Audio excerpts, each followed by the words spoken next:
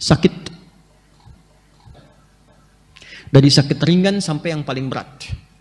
Kita temukan misalnya Nabi Ibrahim alaihissalam, Quran surah ke-26 ayat 80. Ini zikirnya Nabi Ibrahim ketika mengatakan wa idza maridtu fahuwa yashfin. Kalau saya sedang merasakan sakit, saya yakin pasti Allah sembuhkan. Ini kalimat ringan tapi secara psikologi itu tajam dan itu mempercepat penyembuhan. Jadi kalau Anda sedang merasakan sakit, maka dipakai ini zikirnya Nabi Ibrahim untuk menguatkan pada diri kita, seberat apapun penyakitnya, jangan pesimis. Ya, karena Nabi pun mengatakan setiap penyakit itu pasti ada obatnya kecuali kematian.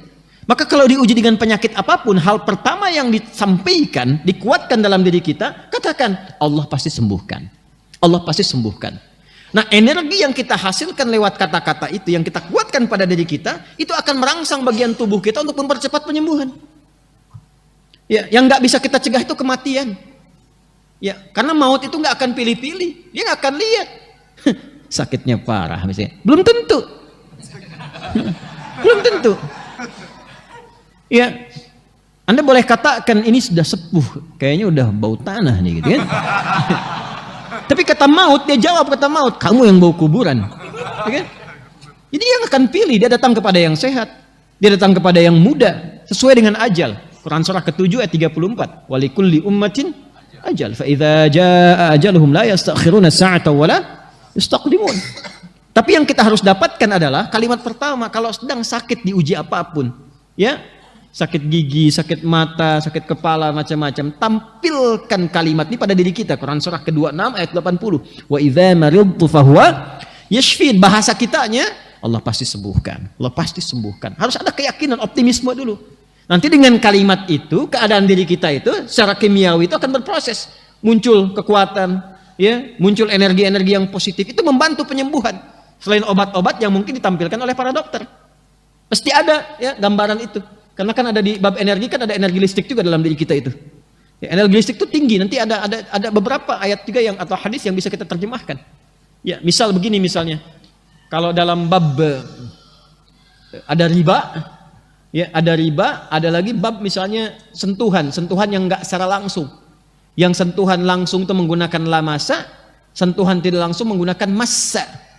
Nah, ada sentuhan yang tidak langsung, enggak langsung dilakukan, tapi ada energi listrik terpancar di situ, sehingga memberikan sebuah getaran. Ya, kenapa pandangan itu mesti dibatasi dalam kondisi tertentu? Ada lawan jenis saling berpandangan nih. Ya, saling merasakan misalnya. Ketika berpandangan ada kondisi tertentu yang ketika frekuensinya sama, ada rasa di situ, tak ada getaran. Nah, itu dalam kondisi tertentu kalau bukan mahram dia palingkan tuh, sebelum itu muncul supaya tidak terbawa pada suasana yang tidak baik.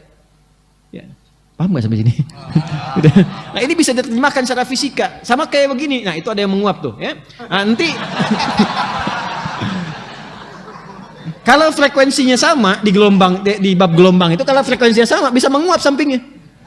Karena ketemu di satu frekuensi, sama dengan yang ke toilet satu, sampingnya bisa ke toilet, sama.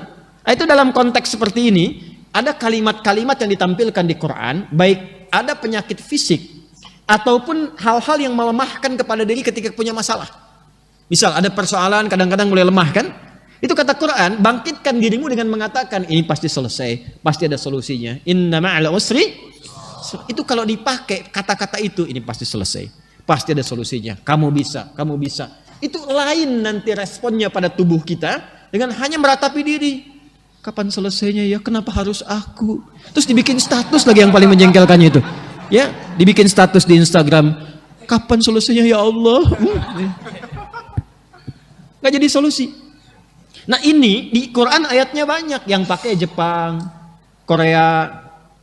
Dulu ada, waktu saya kecil itu ada acara Benteng Takeshi itu.